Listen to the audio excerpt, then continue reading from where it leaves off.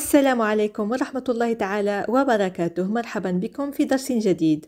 هذا درس من الدروس المفضلة لدي صراحة. أقدم لكم فيه عبارات فرنسية بامتياز تستعمل بكثرة في الحياة اليومية، ويجد المبتدئين عادة صعوبة في فهمها لأن الكلمات المستعملة أحيانا لا تحتفظ بالمعنى الأول والمعروف، بل تأخذ معنى ثاني يستخدم في العبارة المقصودة.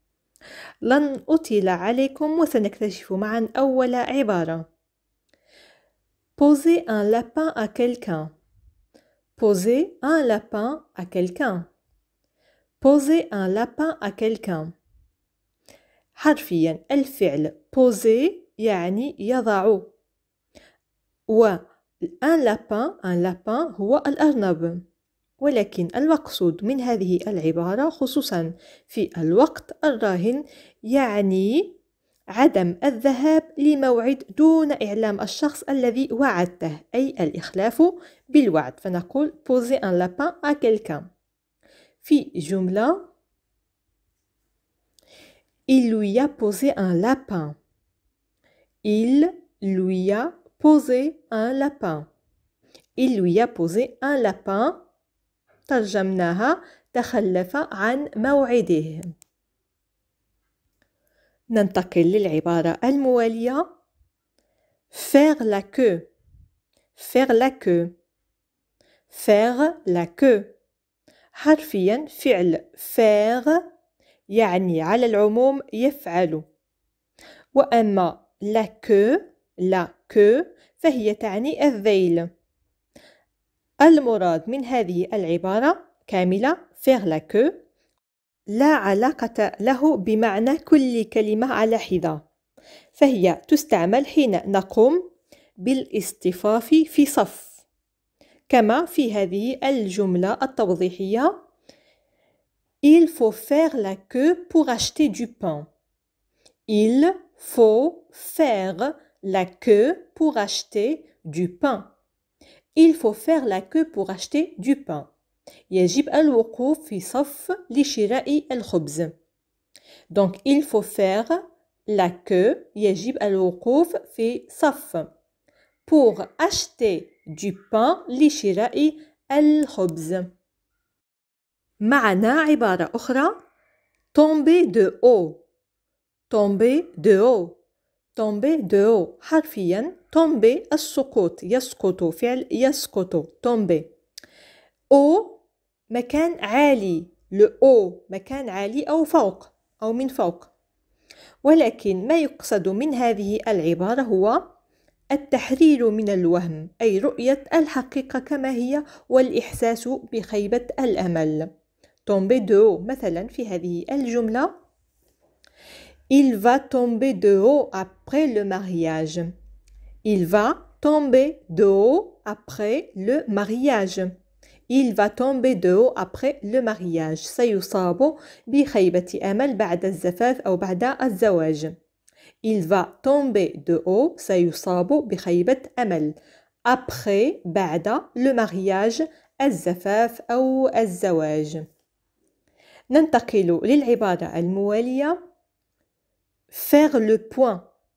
Faire le point. Faire le point. حرفيا faire وهو فعل يعني يفعل وله معاني كثيرة أخرى. أما le point فيعني النقطة، ولكن استخدام هذه العبارة يراد به قول تحليل الوضع أو توضيح الموقف وتقييمه، إن كان كل شيء على ما يرام أم هناك أشياء يجب تغييرها، فنقول il faut faire le point par exemple. D'accord? Faire le point.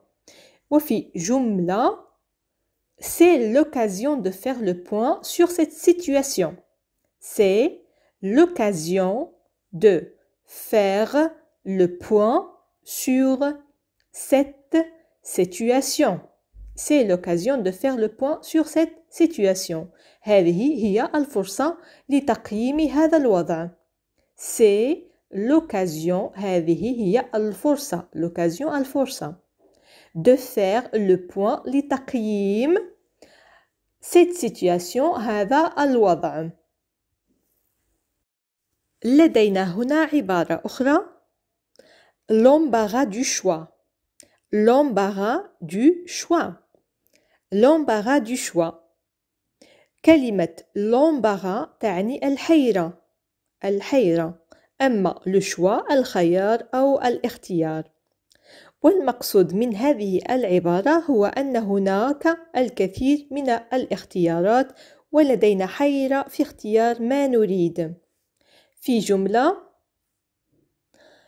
On a l'embarras du choix. On a l'embarras du choix. On a l'embarras du choix. لدينا الكثير من الخيارات. عبارة أخرى Restez bouche bée. Restez bouche bée. Restez bouche bée. فعل rester يبقى. La bouche bouche الفم. ب أتي من فعل بيي وهو يعني مفتوح على آخره. هذا الفعل لا يستعمل بكثرة، هو فعل قديم نوعا ما. معنى هذه العبارة هو الاندهاش لدرجة عدم القدرة على الكلام، لذا فالفم يبقى في حالة ساكنة ولا يتلفظ بحرف من فرط الدهشة. في جملة Je suis resté bouche bée devant son insolence.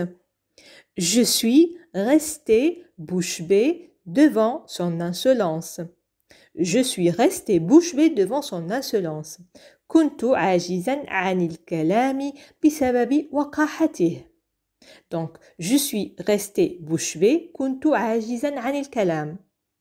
Devant بسبب، ولكن devant لديها أيضا معنى أمام. Son insolence وقاحته. L'insolence هي الوقاحة. طيب ننتقل لآخر عبارة معنا. Se rendre à l'évidence. Se rendre à l'évidence. Se rendre à l'évidence. فعل se rendre له عدة معاني يلوذ يذهب مثلا. أما l'évidence فهي تعني الوضوح والبداهة، شيء بديهي نقول c'est évident مثلا c'est évident. l'évidence الوضوح والبداهة. تستخدم هذه العبارة se rendre à l'évidence للدلالة على أن الشخص أخيرا يواجه الواقع ويرى الحقيقة الواضحة والبديهية. فمثلا في هذه الجملة Il refuse de se rendre à l'évidence. Il refuse de se rendre à l'évidence. Il refuse de se rendre à l'évidence. يرفض مواجهة الحقائق أو يرفض الاعتراف بالواقع. Donc il refuse يرفض se rendre à l'évidence يمكن ترجمتها مواجهة الحقائق أو الاعتراف بالواقع.